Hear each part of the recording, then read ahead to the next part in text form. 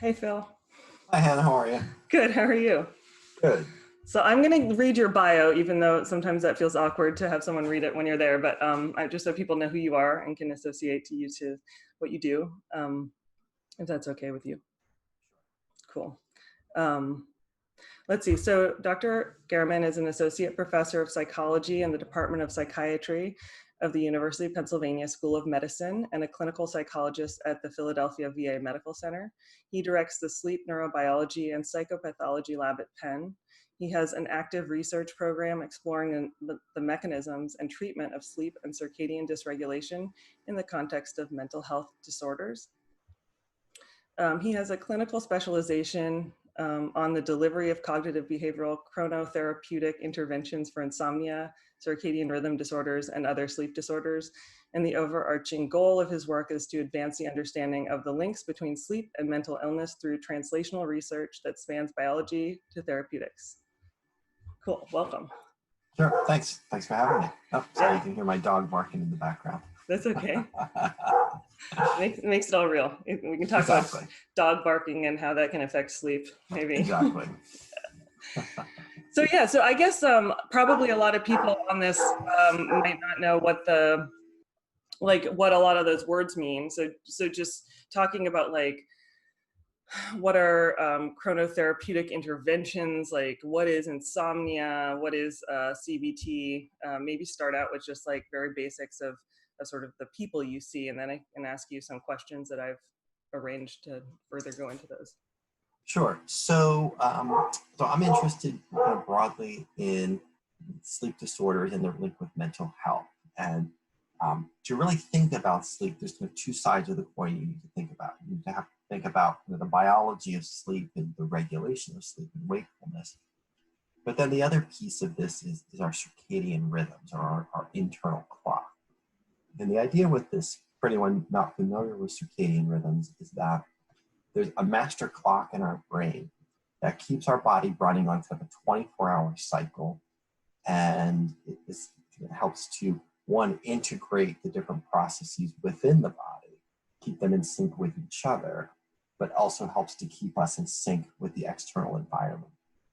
And so when I'm trying to understand people's sleep problems, I'm trying to understand the extent to which they suffer from kind of insomnia and the factors associated with insomnia, or how much their sleep problems are related to some kind of disturbance of their circadian rhythm. So we're talking about the chronotherapeutics. It's the different things that we can do to try to help people strengthen or synchronize their circadian rhythms. Awesome. So how would someone know whether they have, circadian rhythm issues or insomnia? Like, can you describe the definition of that? Or is someone just having like weird sleep, and does that have a does that have a diagnosis? Yeah, so I think in terms of insomnia, it's relatively straightforward. There's two. It can be boiled down to kind of two main points. The first point is that you have difficulty falling asleep, difficulty staying asleep, so spending a lot of time awake in the middle of the night. That piece, I think, is pretty obvious. And then the second piece is that it has to cause you some degree of distress or impairment. So some people will say, well, yeah, it takes me a while to fall asleep, or sometimes I wake up in the middle of the night and I can't get back to sleep. But then when we talk about, well, how does that actually affect you on a day-to-day basis? And they say, well, I'm tired sometimes, but that's about it. So we probably that's not causing enough impairment or distress for that individual that we would say, well, this is we need to make a diagnosis. Mm-hmm. Mm-hmm. On the circadian rhythm end, often it relates to have a mismatch between people's internal clock and the schedule they need to keep. So for example, probably the most common pattern is people whose body is on a night owl schedule, but they need to get up early for work or school or something like that. And so people often say, well, I just feel like my body's out of sync with the demands on my life, mm-hmm. with the schedule I need to keep. And that can be an indication that there's some kind of circadian rhythm problem. And what, for those people, I know that I have an interest in people with ADHD and delayed onset sleep phase, and like some of the research coming out about, you know, using a light box in the morning, Mm-hmm. and whether or not that's a good idea for just regular people that have a hard time getting up in the morning, or should people wait until they have a diagnosis from someone like you? Yeah. So in terms of increasing light exposure, I mean, there's just a lot of beneficial effects to good bright light exposure, especially sunlight exposure. Of course, factoring in caveats like sunscreen and there's the negative impacts of sunlight exposure, but just getting a good amount of sunlight during the day, even if it's just 30 minutes or so, can help with just strengthening circadian rhythms, improving alertness during the day, and sleeping well at night. A lot of times, in that, like you can get a light box, but sunlight is much better than any light box you're going to get. Right.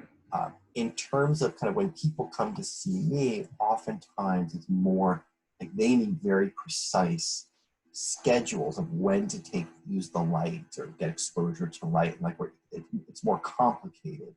But just for kind of the general person, just trying to increase that light exposure during the day is often going to be beneficial. Are you seeing people during the pandemic having more issues with that because maybe people aren't going outside? Absolutely. I mean, there's certainly a subset of people who just are not sleeping as well right now. And I think we don't have research in this area yet, but I think what's happening is a lot of people are spending so much time indoors, sometimes for days on end, that they're not getting that light exposure. And so and oftentimes, and a lot of people I'm talking to are just having more variable schedules in terms of sleep and wake, in terms of work, school, in terms of, all sorts of things. I think between the loss of the reduction in the light exposure and just the lack of kind of that routine and regularity, it's definitely taking a toll on sleep for some people.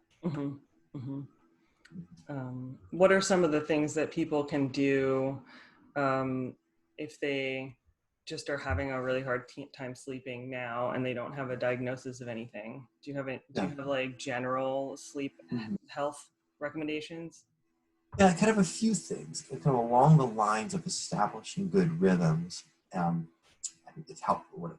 One of the most simple, but also most helpful things that people can do is just to set a regular bedtime and wake up time. So to try to go to bed around the same time each night. It doesn't have to be like exactly the same time, but keeping a consistent bedtime. Even more important than the bedtime is keeping a regular wake-up time. And the part about this that people often don't like to hear about is that includes on the weekends. And so like a lot of people will say, yeah, I keep the same, Monday through Friday, I get up at the same time. But then on the weekends, they sleep in by 1, 2, 3, 4 hours. And the problem there is that their body starts to get on a good rhythm, Right. but then they're having this big shift on the weekends and then a big shift back the next week. And so ideally you want to pick a wake-up time that you can keep on a consistent basis. So you're saying to wake up on the weekend at like 7 a.m. if that's what your workday is like? So ideally, I mean, some variability is okay. I mean, Yeah. I often say I like to see people shift by no more than an hour on the weekends. So like if we're getting up at 7 o'clock during the week, maybe 8 o'clock on the weekends.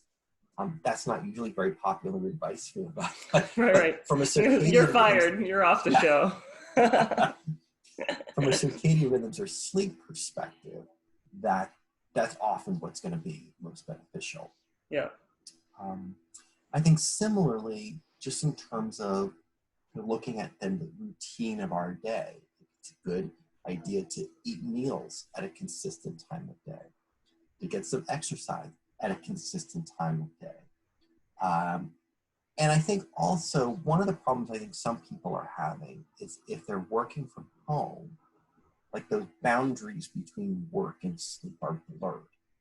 So what I'm really encouraging people to do is set a work schedule to say, I'm starting the workday here, ending the workday here, and then actually taking a blanket and covering up their desk or their computer or something, like to kind of signal to their brain, work time's over. Now I'm home. Now it's time to eat, exercise, relax, spend time with family, whatever it is, but to more clearly delineate work from home hours. Right. And I imagine a lot of people are probably even, doing work from home in their bedrooms because they have like kids at home because schools are closed. And so then you're associating your bedroom with work and light and it's just like, how about the blue light of computers?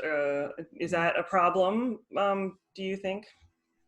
It often can be. I mean, we know that, I've been touting the virtues of bright light exposure. The exception to that is that you really don't want a lot of bright light exposure as it's getting close to bedtime. What should happen is that as nighttime approaches, as our body is starting to prepare for bed, our brain starts to produce a hormone called melatonin. And melatonin is involved in regulating our sleep and our rhythms.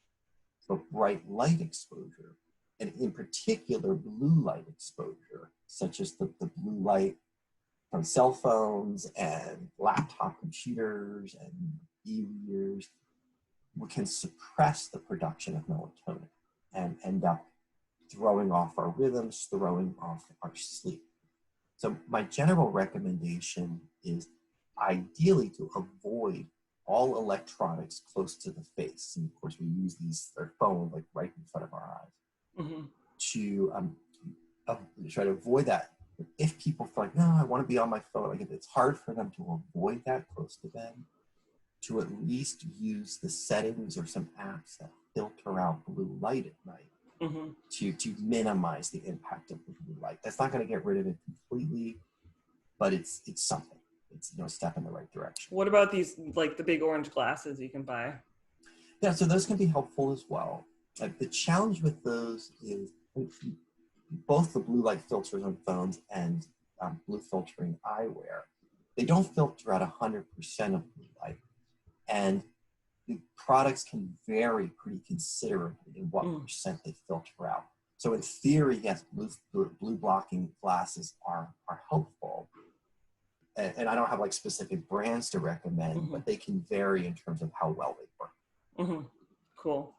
And then would you say if someone's like, okay, I'm in the pandemic or even before the pandemic, just having like restless sleep or difficulty sleeping, is your recommendation to start behavioral changes before something like taking melatonin pills? Or I know that, being from the psychology side, I kind of know the answer, but being from the medical side myself, I'd like to hear from you because I'm also tend towards behavioral. So I'm not anti-sleeping medication, whether it's something over the counter like melatonin or something prescription strength. I always say every approach has its pros and cons. I always say the advantages of taking a pill are that it works. When it works well, it works right away. That night you sleep. The disadvantages are they often don't work as well as we would like. And they don't really fix the underlying problem. So typically people have to stay on them for long periods of time. And so they're good as a short-term solution. Like if you're just having like a short period of insomnia, they're not great as a long-term solution. More kind of the behavioral strategies work better as a long-term solution because once you begin to kind of retrain your body into a good pattern of sleep again, those improvements tend to last over time. But the disadvantage is it works more gradually. I mean, it takes longer for these behavioral strategies to begin to work. And so, I get that. I always like people to kind of know the pros and cons of each approach to kind of be able to make an educated decision.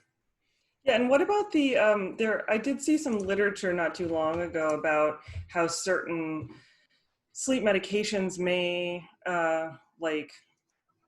Ambien or benzos or other types of meds that people use, that they can actually make someone feel like they're sleeping, but they don't actually get all the deep sleep as much deep sleep as they would without that medication, and how that can affect like brain health. Do you have anything to say about that?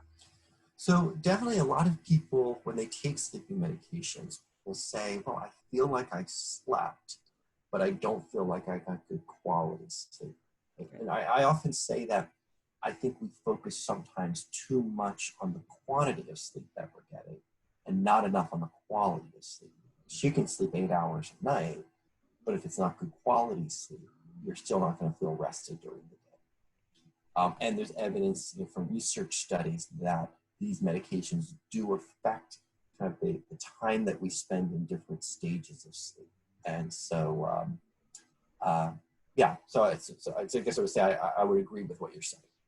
Yeah, cool. And I guess I think it's interesting the time that I spent in your clinic at the VA, seeing some patients with you, just the concept of CBT for insomnia, and how, somebody will say, I'm not getting enough sleep. And then so I just like, I'll go to bed earlier and try and stay in bed later. And I'm in bed for 10 hours and I just keep, and that the recommendation is like, well, be in bed for less hours and then you'll sleep better and then you can extend it. And I thought that was really surprising and interesting that people don't think about getting out of bed, right?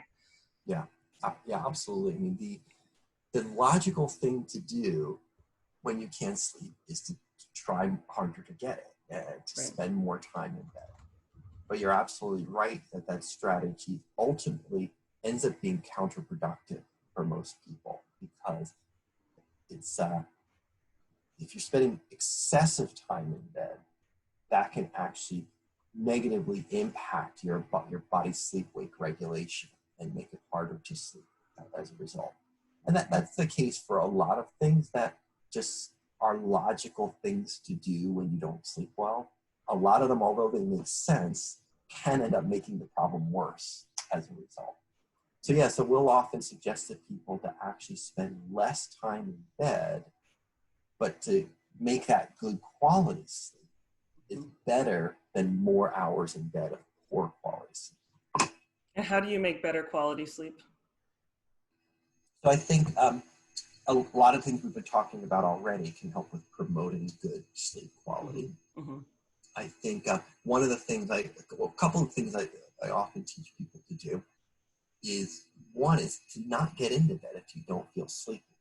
So a lot of times people will say, well, I don't really feel sleepy yet, but I really want to get a good night of sleep, so I'm going to get into bed anyway. And that usually just guarantees they're going to lie there tossing and turning for a while, which is just miserable. So I tell people to wait until they feel sleepy to get into bed. And then the flip side of that is, well, what if sleep doesn't happen? In which case I suggest that they if you're lying there and you can't sleep, to get out of bed. Mm-hmm. Do something relaxing, engage in some relaxing activities until you feel sleepy again, and then return to bed. But it's often the case that the more time that people spend tossing and turning in bed, the worse the problem gets. Mm-hmm. And how common is that? And if somebody, I guess, doesn't necessarily fit the criteria for insomnia, but is hearing this and thinking like, oh yeah, that's me. Are they someone who can benefit from these habits anyways? Absolutely. I mean, most of the research is focused on people who have a diagnosable sleep disorder. Like they're the worst cases. Mm-hmm. So we're starting to do more work with people who are kind of on that milder end. Like they don't meet the criteria for full disorder. Maybe they don't have sleep problems all the time. It's like now and then. And we're finding that they can benefit from these techniques just as much as people in the more severe end of the spectrum. Cool. That's really helpful. And a side question is, are night lights in the bedroom a problem? Does that change someone's sleep levels? Yeah. So in terms of light exposure, it's kind of the stronger the light, the more likely it is to affect sleep. night lights are typically so dim that they're unlikely to have a negative impact on people's ability to sleep. And they can be a really good idea. Sometimes people, their bedroom is so dark that if they need to get up to use the bathroom, for example, in the middle of the night, without a night light, they might trip or fall or bump into something. So night lights can also be a good idea from a safety perspective. Yeah, yeah, cool. And blackout shades, would you say, are a good idea? I think it depends on how much light comes into your bedroom. I mean, especially in these summer months when the light is coming out at an earlier time, a lot of people find that they wake up earlier than they would like to because of the light coming in their bedroom windows. So in those cases, yes, getting some really dark blackout curtains can be helpful for regulating that light exposure. Cool. Let me see. So I had a bunch of questions I wanted to ask. And if people want to type in questions, feel free. We can also read those out.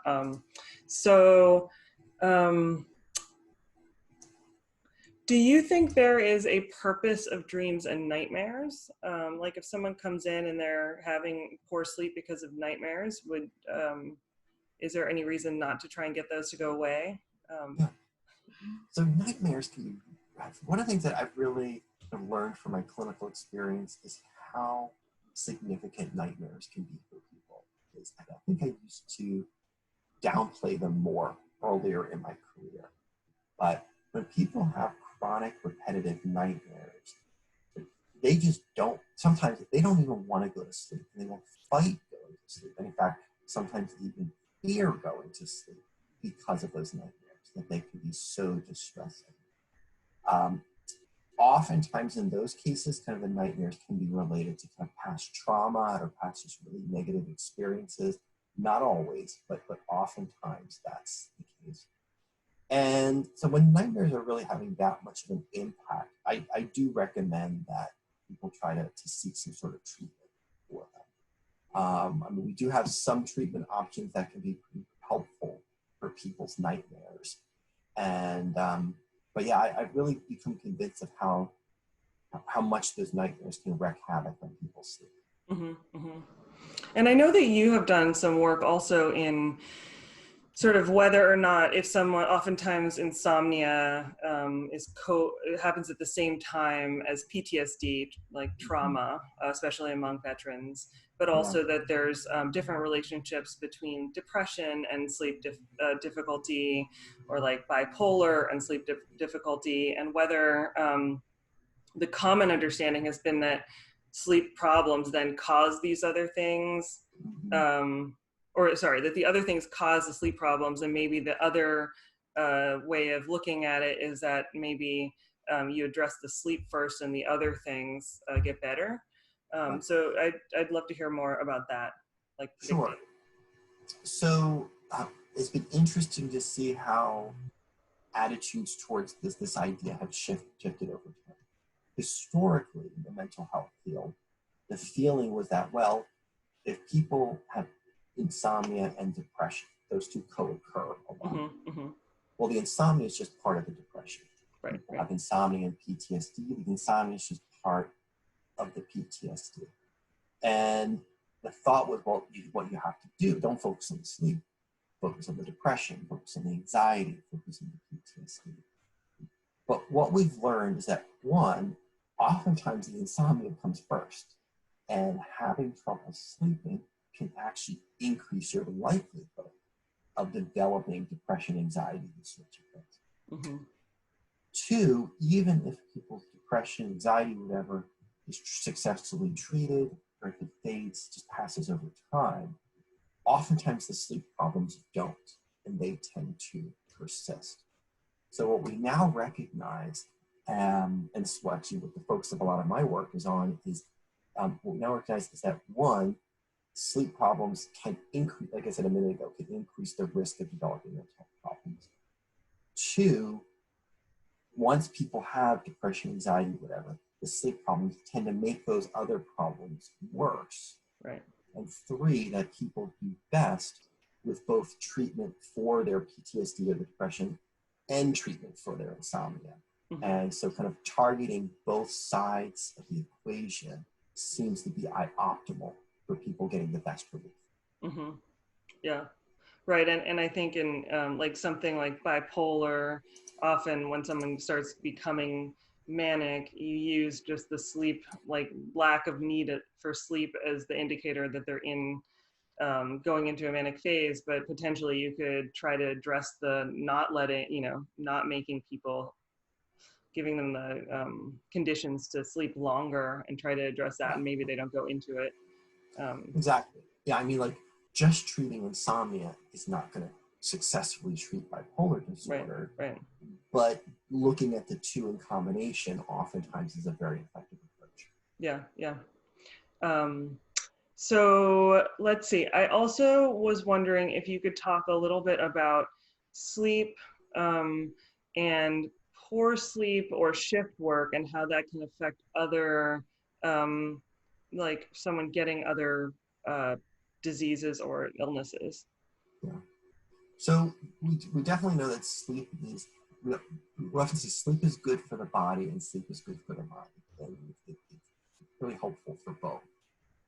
My own work is more focused on that link between good night's sleep and mental health. But we also know that sleep is really important for just overall physical or medical health. And by the way, I should say, I'm not trying to scare everybody to say, well, if you don't get a good night of sleep, you're going to die, something like that. Like it's one more risk factor when combined with other things can contribute to poor health. So I don't want to I don't want to scare people. Right. But even like weight gain, there's some, just like subtle things. It's harder to keep weight off if you're not getting enough sleep, and there's all these things. Yeah. I mean, a good night of sleep just seems to be really integral to proper physical function, to hormonal regulation, metabolic regulation, immune regulation. Cool. And let's see.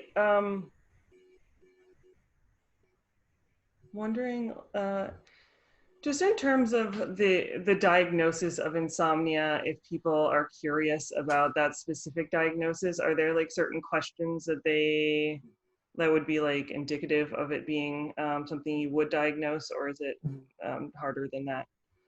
So for insomnia, it's not too difficult. I mean, it's the more fuller kind of diagnostic criteria would be the two things I mentioned before. So difficulty falling asleep or staying asleep. That's causing some degree of distress or impairment during the day. Typically, it has to go on for at least 3 months or longer for us to make a diagnosis. And it has to be at least 3 nights a week or more to make the diagnostic criteria. And actually, the fifth thing I should add as well, something they added to the most recent version of the diagnostic criteria, which is, it says, despite adequate opportunity for sleep. And the meaning there is that insomnia is not, you're just not spending enough time in bed. Right. Sometimes people will say, well, why have insomnia? I say, well, how much sleep do you sleep at night? And if they want to sleep about 6 hours per night, well, how much time are you in bed? Oh, about 6.5. Right. Well, no, actually, they're sleeping most of the time that they're in bed. The problem is a lack of opportunity for sleep, and that's different from insomnia. So so it's sometimes the way we describe it is insomnia is a problem of sleep ability, not a problem of sleep opportunity. Okay. And can you just walk me through what CBT for insomnia looks like? Just the there's a certain number of weeks and what people do when they get treated in your clinic? Sure. So the way I describe this treatment approach is that when people have had insomnia for a while, it becomes a kind of learned pattern or that people get stuck into. Sometimes I describe it, it's like a bad habit the body is starting. So CBT for insomnia consists of a set of different tools and techniques that are designed to break that pattern and reestablish a healthy pattern of sleeping habits. So we typically meet with people every 1 to 2 weeks for an average of about 6 sessions. Some people need more, some people need less. And each of those times that we meet, we kind of review how your sleep is doing, how your sleep is going. Usually throughout treatment, we have people keep a daily sleep diary, so a log of how they slept the night before. So we start off by kind of reviewing how they've been sleeping. And then we talk about certain techniques that they can begin to put into practice. And then the next week, we add some new techniques. And the week after that, some new techniques. And we kind of build up these techniques over time to gradually break that cycle. And like I said, establish a healthy pattern of sleep. Cool. And how many weeks total is it usually? So most people are between 4 and 8 weeks. It's about an average of 6 weeks. So as far as therapy goes, it's a fairly brief form of therapy. And how effective is it at resolving the issues? So based on the research, about 80% of people get significant benefit from this treatment approach. Of those 80%, so that's pretty good. I mean, the majority of people who really stick with it get at least some improvement. Now, of those people who improve, roughly half of them get complete resolution, so their insomnia is gone by the end. The other half are sleeping significantly better, but they're maybe not 100% better. There's still some residual problem. Cool. Anything else that you think is important for people to know about what's going on now and pandemics and anxiety and sleep and I think it's just these are stressful times for a lot of people. Not for everybody. For a lot of people, these are really stressful times. And when people are under stress, sleep is often like one of the first things affected. And just trying to figure out kind of some coping strategies for managing that stress, for sleeping better, is just, especially when people are stuck at home for months on end, not sleeping well on top of that and being stressed out just makes it that much worse. So I think trying to find ways to cope with stress to sleep better is just going to help with people's overall ability to function during this time. Awesome. Thank you for your advice and input. No problem. Great to see you too. Nice to see you as well. Oh wait, hold on one second. Is there a question? Yeah, I see a couple in the chat that I'm happy to address. Okay, do that. Yeah. So the first person asked minimal hours of quality sleep for an adult. So you often hear this idea of needing 8 hours of sleep per night. And that 8 hours seems to be the average average quantity of sleep for optimal functioning for adults. Now it does vary from person to person. So some people need more, some people need less. And so I think 8 is a good starting point, but I think you have to figure out like what you think your body needs. So trying to kind of increase, I actually oftentimes focus less on how many hours of sleep people are getting at night and more on how are they feeling during the day. Okay. And so if people are feeling lousy during the day, I try to help them get in more and more sleep until they're able to function. Okay. But that amount is going to vary from person to person. This person has insomnia, nightmares, mentors. Okay, so that's a good question about cannabis and sleep. So, and I should say, the research available so far, which is not a ton, is primarily with marijuana. We know almost nothing about CBD oil, for example, or other forms of cannabis. But for marijuana, the research shows that people tend to fall asleep more quickly when they use cannabis. But it tends to cause more awakenings during the night. So oftentimes, as your body is metabolizing cannabis, it tends to lead to poorer quality sleep throughout the night. So it's like you get benefit in the first half of the night, but sometimes you pay the price in the second half of the night. Looks like there's one more I can answer. What are your thoughts on sleep trackers like the Aura Ring? So it's been interesting to me as a sleep researcher to see this huge proliferation of these devices, wrist monitors, rings, mattress sensors, and I get asked about them a lot.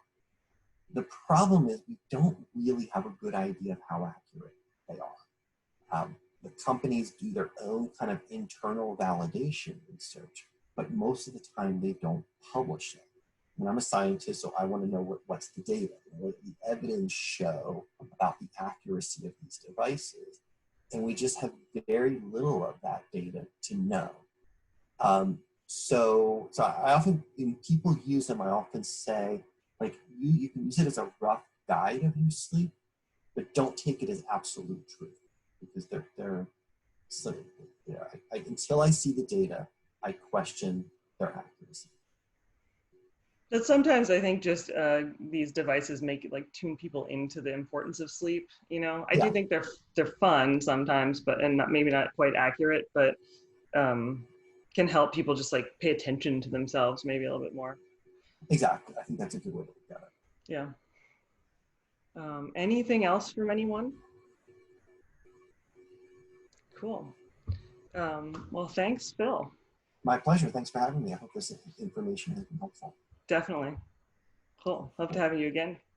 Thanks. Bye. Bye.